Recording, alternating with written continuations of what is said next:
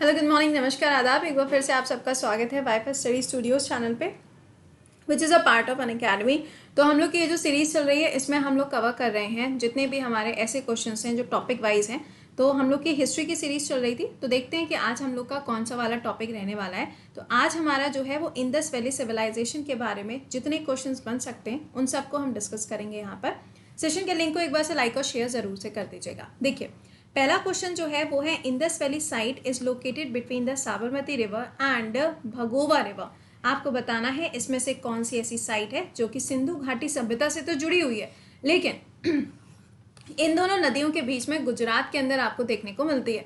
इसका आंसर क्या हो जाएगा? लोथल हो जाएगा। लोथल वो जगह है जहाँ पे आपको राइस के जो धान होता है, या फिर आपने देखा होगा कि जो बहुत ही छोटे छोटे लाइक बारले के कुछ अवशेष मिले हैं, या कुछ ऐसी चीज़ें होती हैं जो बहुत ही ज़्यादा यूनिक टाइप की होती हैं कि once upon a time in history ऐसा हुआ था। तो उसी तरीके से यहाँ पर क्या मिला था? राइस के कुछ एविडेंसेस मिले थे और इसको उस टाइम पर एज अ पोर्ट यूज़ किया जाता था, बंदरगाह के रूप में इसका इस्तेमाल होता था। अगला, Indus Valley civilisation site of Mohenjodaro is located at which country.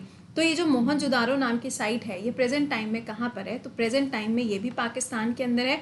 Harappa के बारे में पूछा जाएगा तो वो भी पाकिस्तान के अंदर है। कौन सी नदी के किनारे पर है ये? तो सिंधु नदी के किनारे आपको इसकी लोकेशन मिलती है। नेक्स्ट, ब्लैक बैंगल्स ये कहाँ पे पाई गई? हड़प्पन साइट्स में अगर आप देखेंगे तो ये कहाँ पे पाई जाएगी? काली चूड़ियाँ, तो काली बंगा में होगी। तो इसका आंसर क्या हो जाएगा? काली बंगा इज द राइट आंसर। आप मुझे कमेंट सेक्शन में बताओ कि काली बंगा नाम की जो जगह है वो इंडिया के कौन से स्टेट के अंदर लोकेटेड है। अगला सवाल, the people of the Indus Valley civilisation worship. Indus Valley civilisation के टाइम पे जो लोग पूजा पाठ करते थे वो इसमें से कौन से भगवान की पूजा किया करते थे? तो इसका आंसर क्या हो जाएगा? पशुपति की पूजा करते थे। यहीं पर आप देखेंगे तो आपको लॉर्ड शिवा के भी कुछ स्टेचूज देखने को मिलेंगे, और यहाँ पे अगर आपको मतलब मालूम होना ही चाहिए, यहाँ पे कुछ ऐसी भी मूर्तियाँ, कुछ ऐसे भी स्टैंप देखने को मिलते हैं जिसके ऊपर क्या होता है?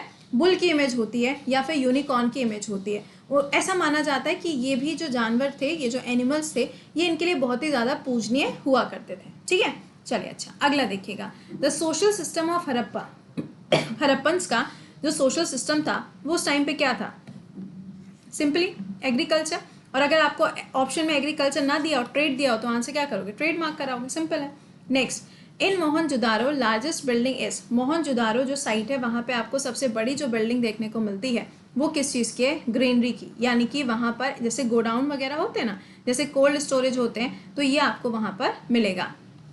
अच्छा, ग्रेट बाथ ये भी तो है ना, तो बिल्कुल सही है। तो अगर आपको ऑप्शन में ग्रेट बाथ दिया होता तब आप ऑप्शन में ग्रेट बाथ मार्क कर देते, लेकिन आपको ऑप्शन के अंदर ग्रेनरी दिया हुआ है तो आप ग्रेनरी के साथ में जाएंगे। अगला, who among the following was one of the discoverer of Indus Valley civilisation. इसमें से कौन से ऐसे व्यक्ति हैं जिन्होंने सिंधु घाटी सभ्यता की खोज करी थी? तो आंसर हो जाएगा Dayaram Sahni is the right answer. Next देखिए, most of the Harappan inscriptions were recorded on. सबसे ज़्यादा अगर इंस्क्रिप्शंस की हम बात करें या फिर एविडेंसेस की अगर हम बात करें तो ये आपको किसके ऊपर मिलते हैं? सील्स के ऊपर बने हुए मिलेंगे। ठीक है, नेक्स्ट देखो, the main occupation of the people of the Indus Valley civilisation was. Sindhu घाटी सभ्यता के अंदर जो लोग रहते थे उस टाइम पर उनका ऑक्यूपेशन क्या हुआ करता था? तो मैंने अभी आपको बताया एग्रीकल्चर एंड ट्रेड। और अगर आपको एग्रीकल्चर दिया है ऑप्शन में तो एग्रीकल्चर, ट्रेड दिया है तो ट्रेड मार्क करोगे, और अगर दोनों दिए हैं तो आप ट्रेड मार्क करके आएंगे, क्योंकि मतलब सबसे ज़्यादा जो वेटेज दिया जाता है वो ट्रेड को ही माना जाता है। अगला सुनिएगा, सिंधु घाटी सभ्यता was a dash age civilisation. कौन से एज की? इसको माना जाता है ब्रॉन्ज एज सिविलाइजेशन के नाम से भी इसको जाना जाता है। Next, the ruins of Harappa was first noticed bye. यानी कि ये जो हड़प्पा के अंदर आपको रुइंस देखने को मिलते हैं, या फिर आप कह लो कि जो इसके कुछ अवशेष देखने को मिलते हैं, इसको सबसे पहली बार किसने नोटिस किया था? तो चार्ल्स मेसन के द्वारा इसको नोटिस किया गया था। ठीक है, नेक्स्ट देखिएगा, अगला है इंडस वैली सिविलाइजेशन साइट जिसका नाम है शोटुगाई। ये कौन सी कंट्री के अंदर लोकेटेड है? इसका आंसर क्या बनेगा? अफगानिस्तान के अंदर है। देखो सिंपली समझना, जो सिंधु घाटी सभ्यता है हम कहते हैं कि जहाँ पे इंडस रिवर की लोकेशन है उसी एरिया में आपको ये मिलता है, बिल्कुल ठीक है। लेकिन अफगानिस्तान के साथ में इंडिया का जो बॉर्डर शेयर होता है आज के टाइम पे, वो पहले भी सारा का सारा एरिया एक साथ में ही तो जुड़ा हुआ था। तो ये जो सभ्यता है ये आपको अफगानिस्तान के अंदर भी वहाँ के जो बॉर्डर्स हैं वहाँ पे देखने को मिलती थी। Mohenjodaro was locally named as, locally इसका नाम क्या था, तो इसको माउंट ऑफ डेथ के नाम से जाना जाता है। आपने ऋतिक रोशन वाली मूवी देखी होगी, उसमें इसको बहुत ही कायदे से दिखाया गया।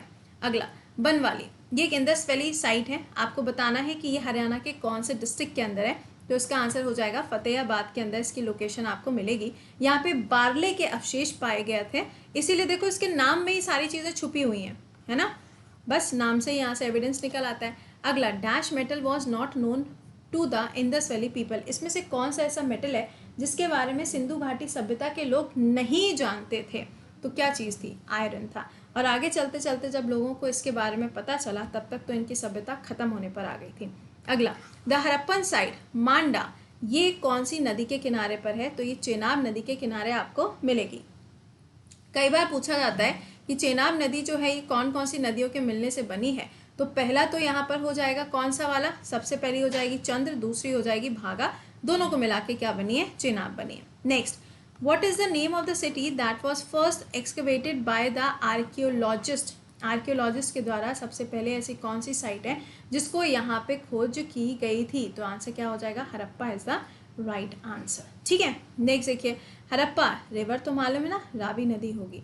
नेक्स्ट देखो, which one of the following place of Indus Valley civilisation was situated at the bank of Luni river, Luni river के किनारे पर आपको कौन सी वाली यहाँ पे साइट देखने को मिलती है, तो इसका आंसर हो जाएगा Dholavira is the right answer. Next देखिए, which of the following neolithic site gives evidences of trough residence, देखो इसका आंसर क्या हो जाएगा, इसका आंसर हो जाएगा यहाँ पे बुर्ज होम, और ये ना काफ़ी ज़्यादा बार पूछा गया है क्योंकि नियोलिथिक एज के साथ में जुड़ा हुआ है। आपने पढ़ा होगा पेलियोलिथिक, नियोलिथिक, मीजोलिथिक, ये मैंने पढ़ाया हुआ है, एनसीईआरटी के ऊपर मैंने पूरा क्लास लिया हुआ है, आपने क्लास देखा कि नहीं ये बस नहीं पता। अगला, इंडस वैली सिविलाइजेशन के अंदर हाउसेज जो थे, जो घर थे, वो किस चीज़ के बने हुए थे, तो ईंटों के बने हुए थे, लेकिन ये जो ईंटें थे ना ये कच्चे ईंटें हुआ करते थे, बट फिर भी इनका जो स्ट्रक्चर था, इनका जो पूरा मेंटेनेंस था, जो पूरा ड्रेनेज सिस्टम था, जो पूरा रोड का स्ट्रक्चर हुआ करता था, वो काफ़ी ज़्यादा वेल डेवलप्ड हुआ करता था। अगला, which of the following place presents the oldest evidence of neolithic era, तो आंसर क्या हो जाएगा, Mehrgarh is the right answer. Next देखो, which of the following element were not found in Lothal as archaeological remains, इसमें से कौन सी ऐसी चीज़ है जो लोथल के अंदर नहीं पाई गई थी, तो इसका आंसर क्या हो जाएगा, बारले। बारले कहाँ था, बनवाली में था ना, अभी आपको बताया। नेक्स्ट देखिए, Alamgirpur important Indus valley site है, सवाल में कहा जा रहा है कि कौन सा स्टेट के अंदर लोकेटेड है, आंसर हो जाएगा ये यूपी के अंदर लोकेटेड है। Next, which one of the following Indus valley site has yielded the evidence of highly advanced water management system, इसमें से कौन सी ऐसी जगह है जो यहाँ पर ये दर्शाती है कि उस समय पर जो वाटर मैनेजमेंट था वो बहुत ही ज़्यादा अच्छा हुआ करता था, तो इसका आंसर क्या हो जाएगा, Dholavira is the right answer. Next, in which among the following Harappan site terracotta of plug, यानी कि जो टेराकोटा के मतलब मिट्टी के जो सामान होते हैं उसमें क्या होता है, एक हल मिलता है जो कि किसका बना हुआ था, मिट्टी का बना हुआ था, तो इसके अवशेष कहाँ पाए जाते हैं, बनवाली के अंदर ही आपको इसके भी अवशेष मिलेंगे। ठीक है, तो मैंने आपको मैक्सिमम चीज़ें बता दी हैं, आपको क्या करना है, इसको रिवाइज करना है, इसको लर्न करना है, सो दैट आपके पेपर में जब ये क्वेश्चन आएंगे तो आप इजीली आंसर कर पाओगे।